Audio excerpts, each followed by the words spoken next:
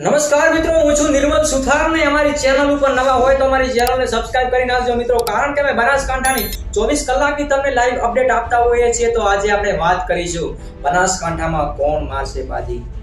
એક બાજુ છે રેખાબેન અને એક બાજુ છે ગેનીબેન।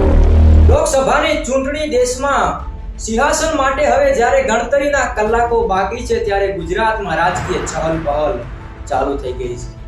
જ્યારે વાત કરીએ રાજકીય રીતે ગુજરાતમાં ટોપ ઓફ ધ ટાઉન બનેલા બનાસકાંઠા જિલ્લામાં તો બનાસકાંઠા બે મહિલાઓ સહિત 13 ઉમેદવારો મેદાનમાં છે। ખાસ તો ભાજપ કોંગ્રેસના બંને ઉમેદવારો મહિલાઓ હતી અને બંને ઉમેદવારો જીતવા માટે એડી ચોટીને જોર લગાવ્યું હતું। પરંતુ ઇલેક્શન કેમ્પેઇન દ્વારા બનાસકાંઠાના ગેનીબેન ઠાકોરનું પ્રભુત્વ વધુ રીતે સારું જોવા મળી રહ્યું છે, પરંતુ બનાસકાંઠાના બનાસ ડેરીના ચેરમેન શંકરભાઈ ચૌધરીને લઈને જે લડાયેલી આ લોકસભાના જે ધાર્યું ન હોય તેવું એક રિઝલ્ટ આવી શકે છે।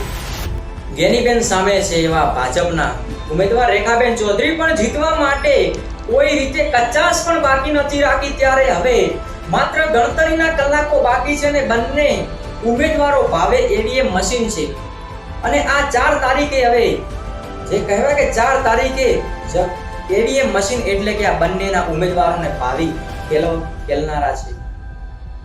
ત્યારે એક કાગડોળે રાહ જોવાથી બનાસકાંઠાના લોકો રાહ જોઈને બેઠા છે કે બનાસકાંઠામાં કોણ બનશે શાસક। તો ગુજરાતની અમે 24 કલાકની તમને અપડેટ આપતા રહીશું। તમે મળશું નવા વિડીયો સાથે। હું છું નિર્મલ સુથાર। ધન્યવાદ।